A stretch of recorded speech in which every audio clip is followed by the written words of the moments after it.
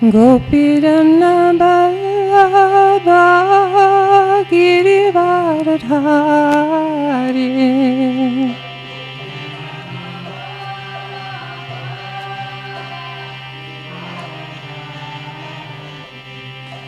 Gopidana Ballabha Girivardhari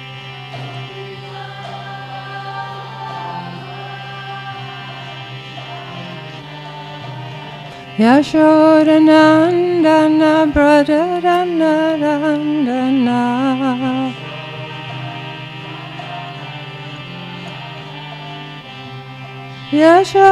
Yashodanandana Brotherana Randana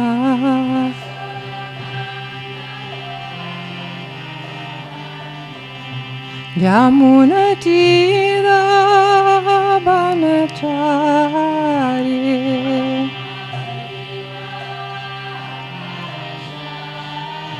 Yamuna Tira Banachari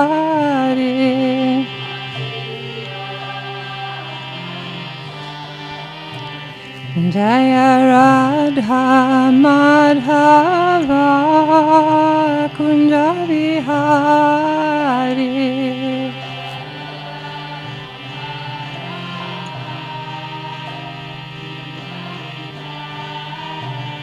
Jaya Radha Madhava Kunja Vihari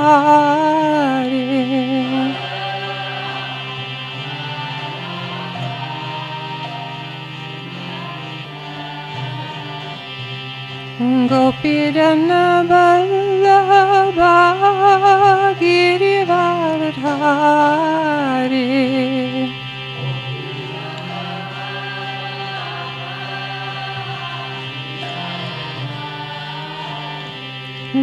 Gopidana Ballabha Girivardhari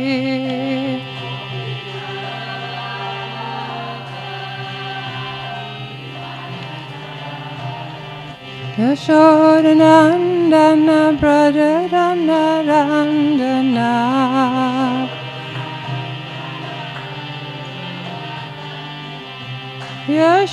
Yashodanandana Brotherana Randana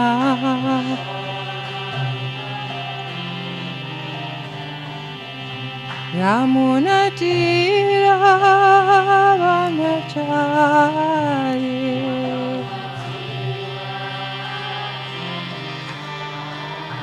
Yamuna Tira Banachari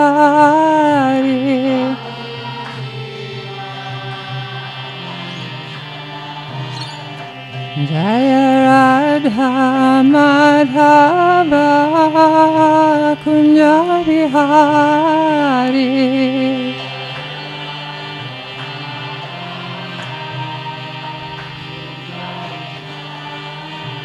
Jaya Radha Madhava Kunja Vihari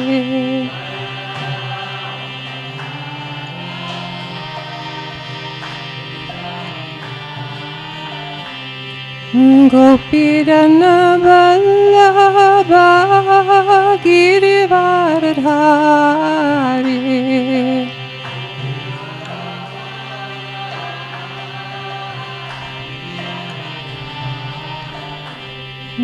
Gopidana Ballabha Girivardhari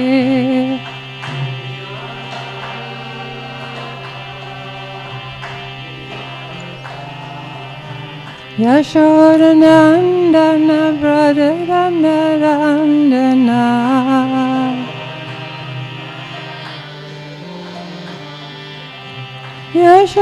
Yashodanandana Brotherana Randana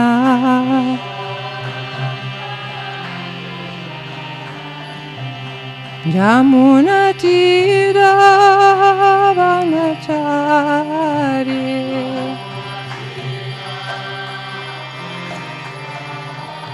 Yamuna Tira Pranachari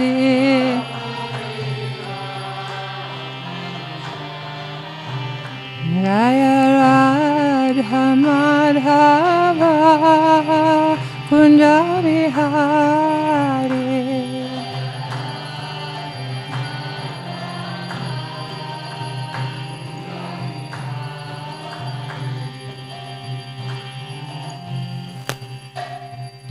Jayam Vishnu Paramahansa Paravajakacharya Ostatara Satashi Srimad His Divine Grace A.C. Bhaktivedanta Swami Srila Prabhupada Ki Jai. Thank you.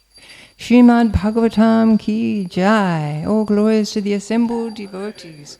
All glories to the assembled devotees. All glories to the assembled devotees.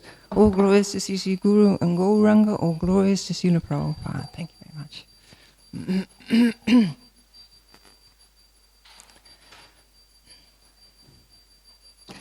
Reading from Srimad Bhagavatam, Canto 3, Chapter 11, Text 42.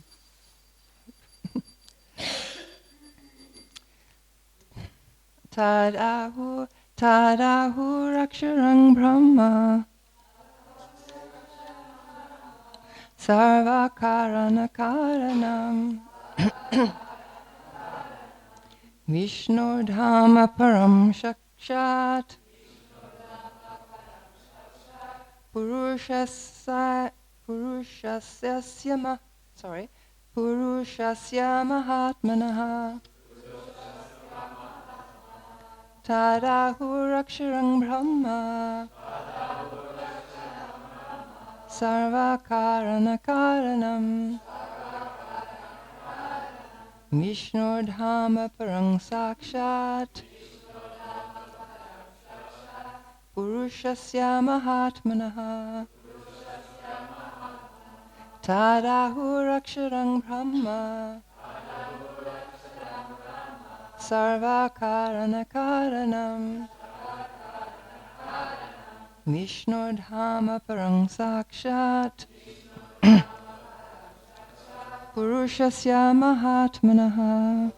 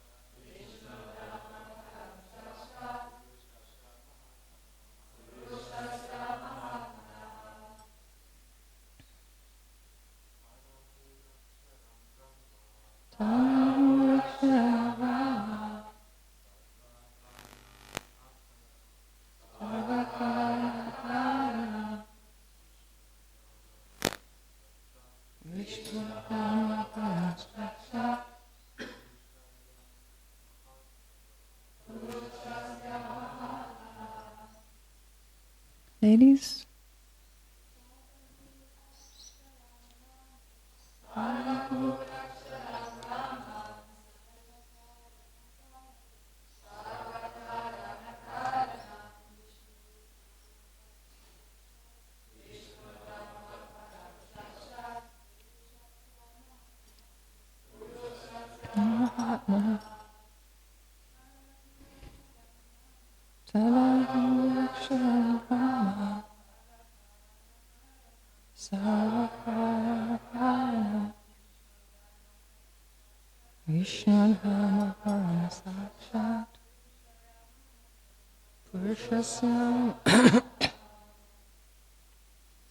Tat, that, ahu, is said, aksharam, infallible, Brahma, the Supreme, Sarvakarana, all causes, Karanam, the Supreme Cause, Vishnu Dhamma, the spiritual abode of Vishnu, Param, the Supreme, Sakshat, without any doubt, Purushasya, of the Purusha incarnation, Mahatmanaha, of the Mahavishnu. Translation and purport by Srila Prabhupada. The Supreme Personality of Godhead, Sri Krishna, is therefore said to be the original cause of all causes. Thus, the spiritual abode of Vishnu is eternal without a doubt, and it is also the abode of Mahavishnu, the origin of all manifestations. Please repeat. The Supreme Personality of Godhead,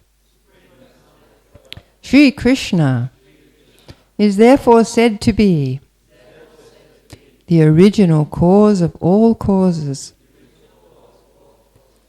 Thus, the spiritual abode of Vishnu is eternal, without a doubt, and it is also the abode of Mahavishnu, the origin of all manifestations.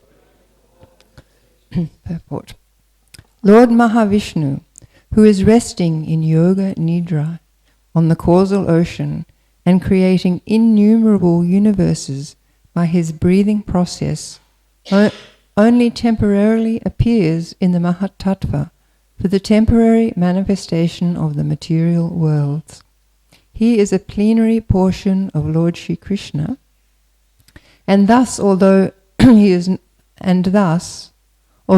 non-different from Lord Krishna, his formal appearance in the material world as an incarnation is temporary. The original form of the personality of Godhead is actually the Svarup, or real form, and he eternally resides in the Vaikuntha world, Vishnu Loka. The word Mahatmana is used here to indicate Mahavishnu, and his real manifestation is Lord Krishna, who is called Parama, as confirmed in the Brahma Samhita. Ishvara Parama Krishna Satchidananda Vigraha Anadirarya Govindam Sarva Karana Karanam. The Supreme Lord is Krishna, the original personality of Godhead, known as Govinda.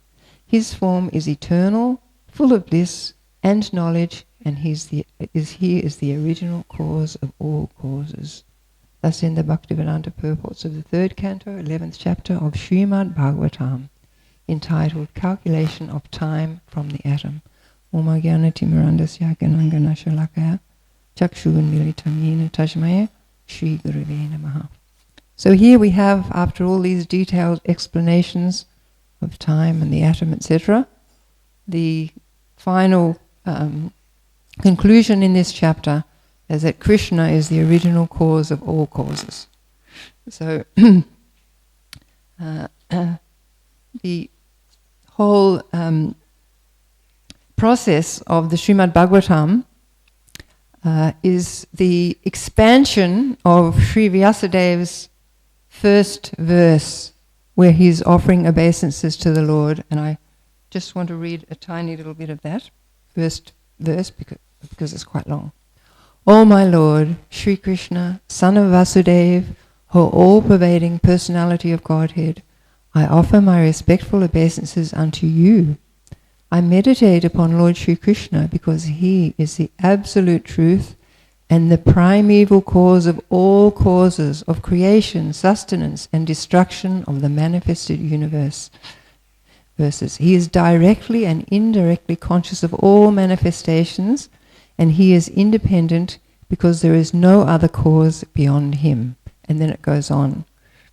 So this Srimad Bhagavatam that we're studying every day is kind of like that's the big statement at the beginning, and then everything else in the Bhagavatam is corroborating that and expanding on it and explaining how he's the cause of all causes and who Krishna is. So the Vyasadeva, of course, is a great authority, himself being an incarnation of Krishna. And we have innumerable pure devotees and saints and sages who corroborate this, they attest to this. So here we have Vyasadeva speaking, and then Narad Muni, Arjuna, there is a constant sort of stream of pure devotees who verify this statement. And then Jiva Goswami, of course, Jiva Goswami is known as the greatest scholar. And in his Krishna Sandarbha, he very meticulously proves how Krishna is the cause of all causes. And then we have the Brahma Samhita, which this quote is from, the Ishvara Parama Krishna. So that Brahma Samhita is so authorized, even in our movement, we have, when there's a fire yagya, we'll have Brahma Samhita quoted. It's chanted when you're bathing Shalagram Shilas. It's chanted through the higher planetary systems. It's very authorized scripture. And here he's explaining how Krishna is the cause of all causes. Lord Brahma, we know he's the head of all created beings. He's also special for us because he's the head of our sampradaya. This is the Brahma Gaudiya sampradaya. So he has that wonderful authority. And yet he worships Mahavishnu and is completely dependent on Mahavishnu. And this whole creation happens through Lord Brahma. But who is instructing him? Who is advising him? Who's inspiring him? Lord Vishnu. So that's his Lord. That's the one he's dependent on. So here it's explaining that the Supreme Personality of Godhead, and then Sri Krishna comes up, the name Sri Krishna. So in the Padma Purana, there's a list of many. There are innumerable names of Krishna, but Krishna is stated there to be the topmost of all of the Lord's names. And the beautiful meaning is all attractive one. So it kind of encompasses so much. So, so one does wonder, everybody wonders about the creation of things and where everything's come from, Even, children look up at the stars at night and think, where did we come from? How did this all happen? So it's a very natural feeling of curiosity that people have. But through their sense perception, they're not going to find out very much. You can't even see your own eyelid right on top of your eye. So the authority has to be there of where this creation came from, and that authority is the Vedic scriptures. So there it's stated many places in many different shastras that Krishna is the cause of all causes and the supreme absolute truth. So also we have Krishna's own words, and I'm just going to read just the translations of the verses of a few that really state how Krishna is the cause of all causes. So this is chapter 7, verses 6 and 7. Of all that is material and all that is spiritual in the world, know for certain I am both its origin and dissolution. O conqueror of wealth, Arjuna, there is no truth superior to me. Everything rests upon me as pearls are strung on a thread. And then we have 10.8. I am the source of all spiritual and material worlds. Everything emanates from me. The wise who know this perfectly engage in my devotional service and worship me with all their hearts. And then finally, 10.41 and 42. O mighty conqueror of enemies, there is no end to my divine manifestations. What I have spoken to you is but a mere indication of my infinite opulences. And then he says, this is a beautiful verse, Yad Yad Vibhuti Mat Sattvam, Srimad Urjitam Evava. Know that all beauty, glorious and mighty creations spring from but a spark of my splendor. So this is Sri Krishna himself confirming that he is indeed the Supreme Lord, the cause of all causes. So there's here we have a discussion in this purport and verse about Mahavishnu. So Mahavishnu is known as Karanadakshay Vishnu. And there's a nice explanation in the early Srimad Bhagavatam, first canto 3, verses 1, 2 and 3. And it explains about the beginning of creation, and how the Supreme Personality of Godhead, who is full of 6 opulences, he first expanded himself as this Purusha incarnation of Karanadakshayi Vishnu in order to manifest the ingredients for material creation. Because we have the spiritual world completely self-sufficient. But the Lord wants to bring us back. He wants to have a relationship with us, all the different souls. So the material world is required because we are rebellious at heart. So the material world is the place where we learn all the lessons and eventually learn that Krishna is the cause of all causes and we want to have a relationship with him. So Mahavishnu is the one who originally expands to organize all this. And Prabhupada states there, he manages the whole show of creation. He says that about Mahavishnu. So there are 3 expansions. We have Karanadakshayi Vishnu. Karana means cause. And he lies in the causal ocean. Very beautiful, lies in the causal ocean, served by Lakshmi Devi. It's also called the Karana ocean. So then, of his own free will, he lies down in order that this happens, and then he glances over material energy and everything becomes manifest. So through his glance, everything happens. So then as Govardhana Vishnu, he enters into each universe and he lies down in the water from his own body in half of the universe. That ocean is called the Govardhana ocean. And then he manifests Lord Brahma. And then within the stem of the lotus that Lord Brahma appears on, the 14 planetary systems are there. And it is he that inspires Lord Brahma in the creation. And then from Govardhana Vishnu, he expands into Kshirodakshaya Vishnu.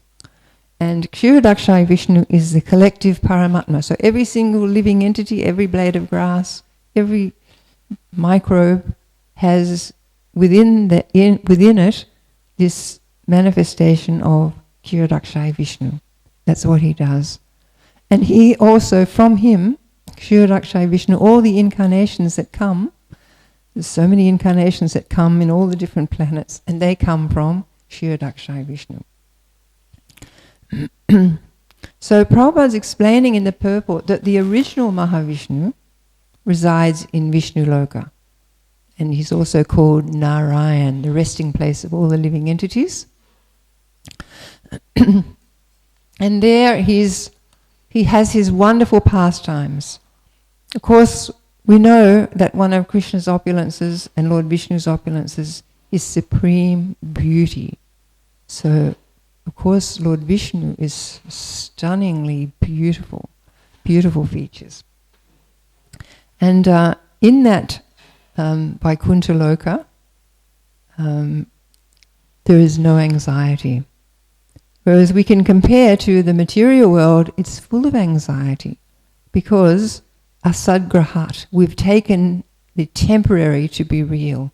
So we're within these bodies, and these bodies are going to get annihilated and smashed. So there's always anxiety about that. We never know when that's going to happen, how it's going to happen, etc. And in Vaikuntha there's no fear because nothing's temporary. Here everything's temporary, so there's always that feeling that it's going to end. In the Vaikuntha, no. And there's no Maya in Vaikuntha, no little voice telling you to do this, that and the other. You're just free to serve the Lord without any impediments. And there are no desires. You don't have desires. It's like Prabhupada explains that on the ocean there are waves coming in and out all the time. And that's like material desires. They just keep coming. So, but you've got to think of them like that and just let them go like the waves. You just not grab onto them. But in the spiritual world, the desire is, how may I please my Lord, Lord Vishnu? And of course, Krishna Loka the same. And in the Vaikuntha planets, everything is Ananda Maya. And Prabhupada says it's jolly. And Srila Prabhupada was often described as jolly. And he could be very funny, and suddenly he'd come out with something, and because you wouldn't expect it, it'd be all the more funny. So especially, in the early days, of course, towards the end, there was so much Prabhupada had to do. Still, he was jolly, but in the early days, those first devotees found Srila Prabhupada so funny and so jolly, amongst all his other wonderful qualities. He's very witty, very charming. So this is, of course, we're using Srila Prabhupada as a pure devotee, which all those devotees in Vaikuntha are pure devotees. So that's the mood there, very jolly and transcendental bliss, Anandamaya. And the inhabitants are always feeling, in Vaikuntha, they're always feeling attracted and pleased by the Lord's opulence and his greatness. That's their mood. My Lord is so great. So they see the Lord with veneration.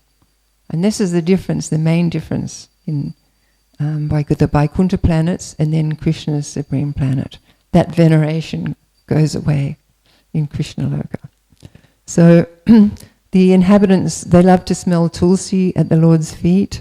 They love to hear him blowing his conch shell. And they love to see his beautiful form and valuable jewels. So also in the Vaikuntha planets, the forests are full of wish-fulfilling trees. And those trees have fruits and flowers in all seasons. And the inhabitants, they fly in precious, fly in airplanes made out of precious jewels. There's no noise. They're silent. Of course, they're chanting the Lord's glories. And it's said that the birds stop their chirping whenever they hear the Lord being glorified. They'll stop their chirping. So there's a wonderful, I don't know how many of you have studied Caitanya Caritamrita. There's a wonderful purport about the inhabitants of Vaikuntha. What they do. Let's see. Okay, the residents of Vaikuntha have brilliantly black complexions, much more fascinating and attractive than the dull white and black complexions found in the material world. Their bodies, being spiritual, have no equals in the material world.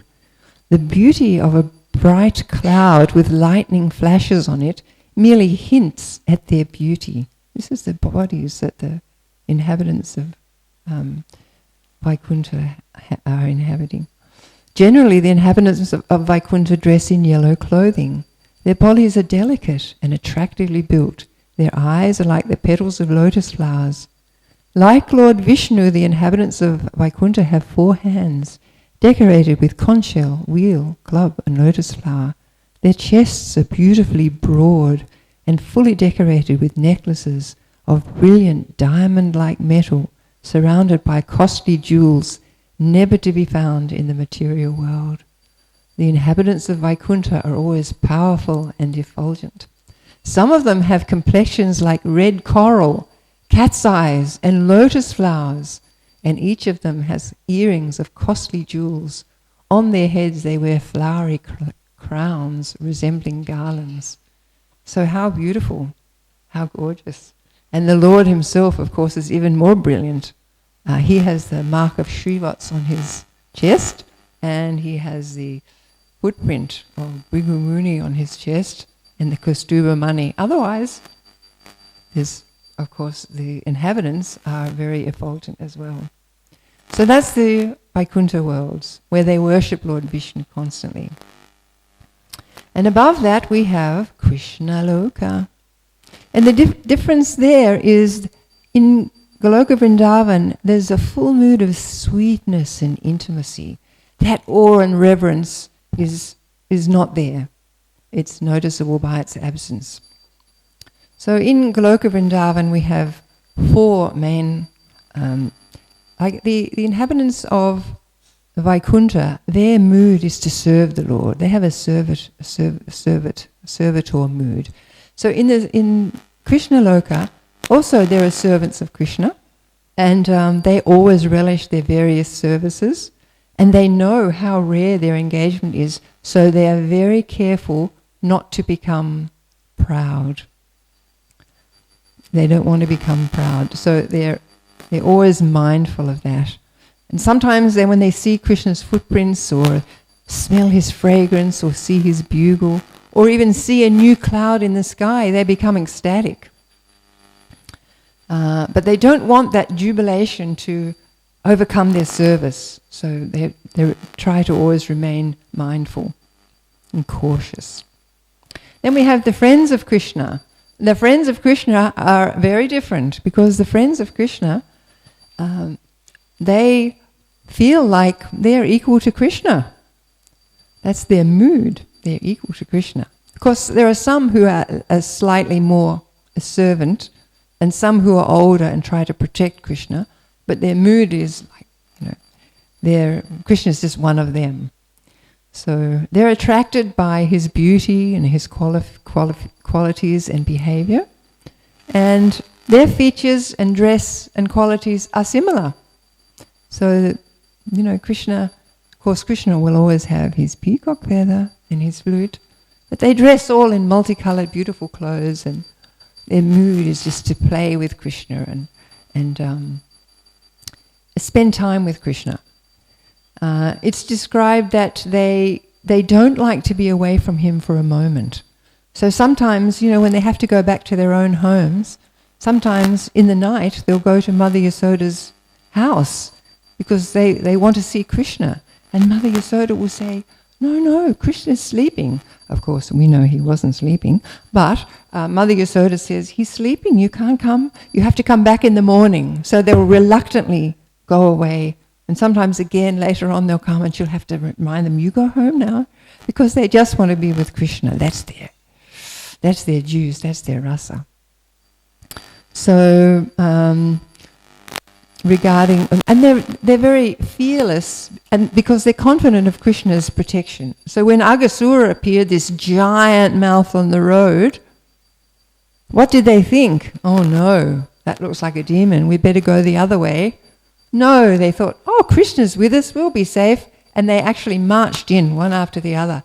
And Krishna, who was a little behind, was like, for a moment he became, oh no, my friends have been... And he became distressed, and then he went in and of course he saved them. But they were confident the whole time, well, Krishna's going to save us, we've got nothing to worry about. So regarding them thinking they're as good as Krishna, when Krishna was lifting Govardhana hill on his little pinky, they asked him, well, why don't you just transfer it across to Sudama for a while? Of course, Krishna declined. So some of the boys try to protect Krishna, some of them take care of his cows, some of them like to help Mother Yasoda dressing Krishna, some of them like to massage his legs, hands and feet, some of them fan him with lotus leaves, some of them cut jokes with him, some of them embrace him, fight with him, they talk confidentially with him about the gopis, etc.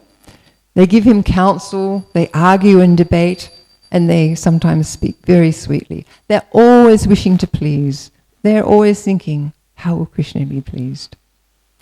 Now, regarding the parents, they have a different mood. They feel like, because parenthood is not just the parents, it's all the elderly gopis and gopas in Vrindavan. So there are thousands who are in that relationship of what we call parenthood. So they love that Krishna's beautiful blackish hue. They love that he speaks sweet words. They love his simplicity and his shyness, his humility, and his readiness to offer respects to the elderly. So, but they think that they can look after Krishna and protect him. So Mother Yasoda made the statement, I think actually Nanda Maharaj held up Govardhana hill because a small boy could not have held up such a big hill. So that was her conviction. It wasn't Krishna, it was Nanda Maharaj. And because they feel they're in this superior position, the superior position in the sense that they feel that they want to maintain and protect Krishna. They want to look after him. That's their mood. So that's how they serve him. And it's described that they're never satiated by his beauty, because we know that Krishna's beauty is only increasing. So how can you be satiated if he's becoming more and more beautiful at every moment? So they would climb up on the roof in the evening to watch Krishna's return home. And they liked to smell his head and offer blessings to him and order him to do something. So sometimes, when they were witnessing Krishna's pastimes, they would become stunned in ecstasy. And they would feel intense love and affection for Krishna. And they'd be anxious when he was in the pasturing ground, that he was safe. So this is the mood in... So you can see, I'm just trying to outline the difference in the mood in the Vaikuntha planets and in Krishna Loka. And then we have conjugal love. So Krishna is described as the origin of all conjugal love. So, in the material world, we're always looking for that, that conjugal thing, conjugal relationship, but actually Krishna is the source of it and the original object of it. So the gopis love Krishna's soft body, and they love that he behaves freely with them. They love his attractive glances. They love his beautiful features. They love his flute playing, and they love his joking words. So their mood is they like to joke and laugh with him and exchange glances, and they have various wonderful conjugal pastimes with Krishna. And sometimes they become angry with him or they rebuke him. But it's all for Krishna's transcendental pleasure.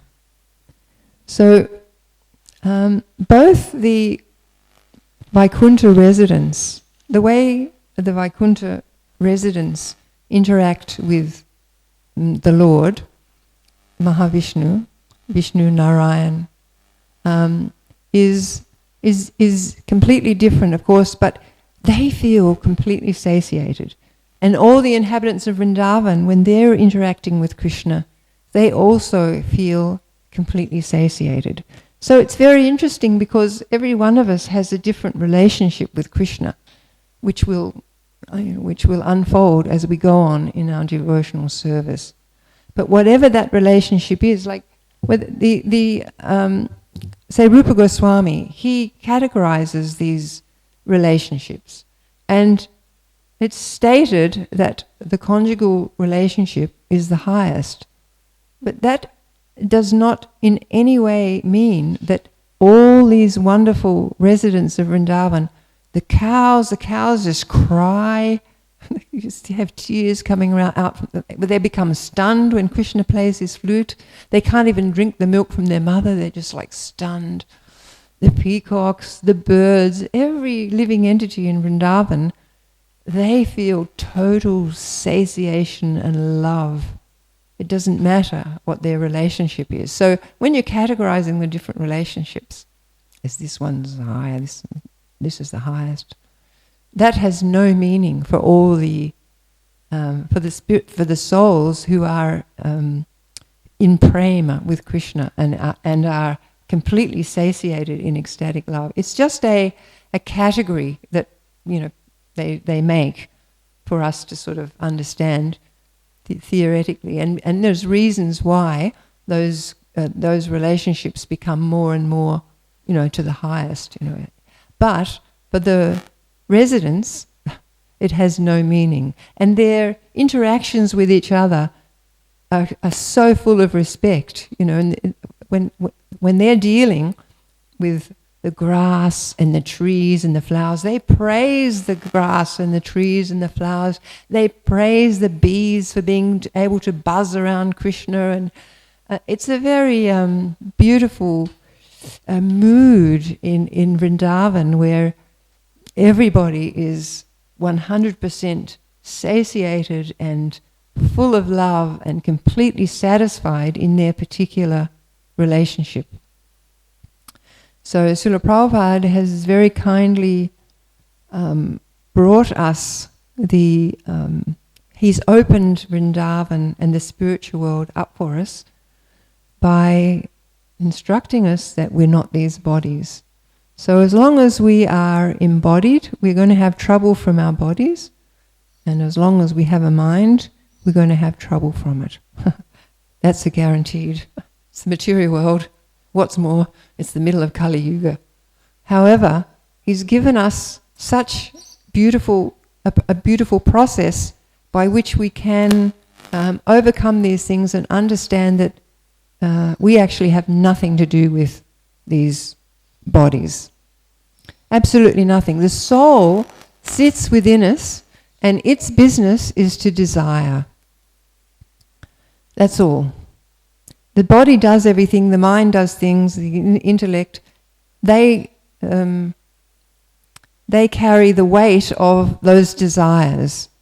So what Srila Prabhupada has done is teach us how to desire something that is permanent, how to desire that the relationship that's beyond this body, mind, etc., that we can achieve. And Srila Prabhupada used to say in one life, I know he said that. I just recently heard that in Mayapur they had a program, and Rachitambara Mataji, our god sister, she was saying that she was at Srila Prabhupada's feet in Bombay, and I don't remember this, but I would have been there, but Prabhupada said, "You need not worry at the time of death.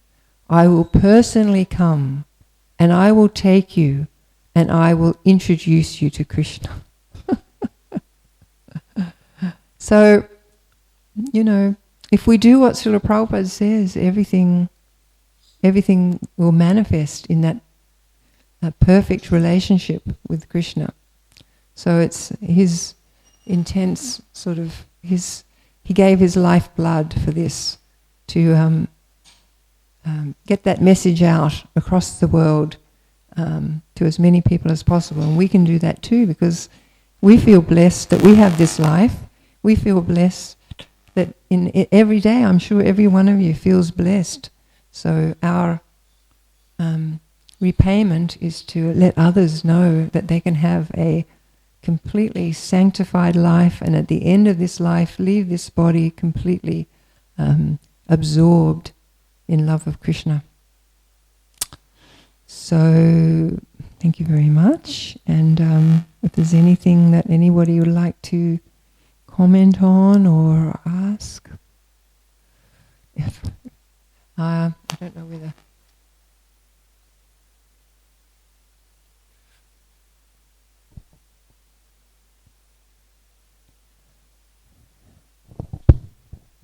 Thank you for the class. You were mentioning about when the thoughts come, we should just see like waves and just let it pass. And so can you give us some other practical tips of how we don't give in to our lower natures and material desires? Well, they will all be there, and you kind of have to accept that material desires are always going to come.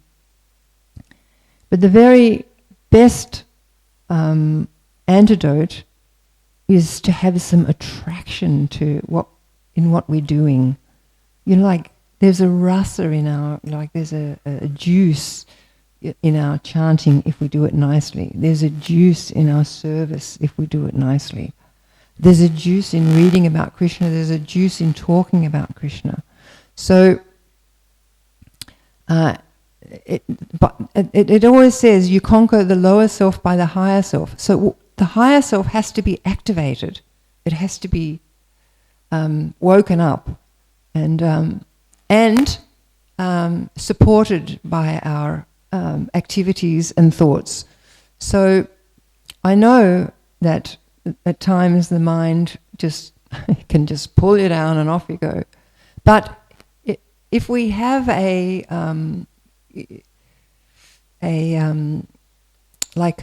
formula that's kind of on the ready when that happens, right? And it might be a simple verse that we remember, that the mind's just, dragging us here and there, and we can get a higher taste by chanting Hare Krishna, or if it's remembering certain pastimes. That's why it's so important to remember certain pastimes and talk about them with devotees, because those things can pull us out. But you have to want that. You'd have to not want to go with the mind. And the easiest thing is to go with the mind, because it's just material energy, Maya Devi, she's always pulling. But if we have the desire not to, and we have some tricks in our little arsenal, that when I do this, if I sing this bhajan, if I remember this verse, if I remember that pastime, if I remember that thing that Srila Prabhupada said, then that will help pull me out. So it's a bit of an art that we need to cultivate, so that we don't just rush, give in and take off with the mind. Of course it happens sometimes. But then the idea is, okay, I blew it. And, I can just remember on Sunday I had to go, I went up to a program in Brisbane, and at the end, it was quite a long program with some children about Prabhupada in Brisbane. And at the end of it, it was like, because it was so long, then at the end I was like, I need to eat and I need to have something to drink. And I was like totally taken over by the mind and everything. And then afterwards I was feeling so bad, because it was sweet talking about Srila Prabhupada. It was sweet, the kids' reactions and stuff. And I should have been able to just sort of, focus on that. But later on then I remembered how sweet that was, and I was really grateful to the program and stuff. But, in the meantime, I'd gone down that track. That's material nature. What can you do?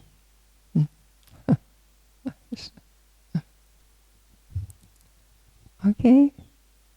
Jai, Hare Krishna. Jai. All glories to Srila Prabhupada.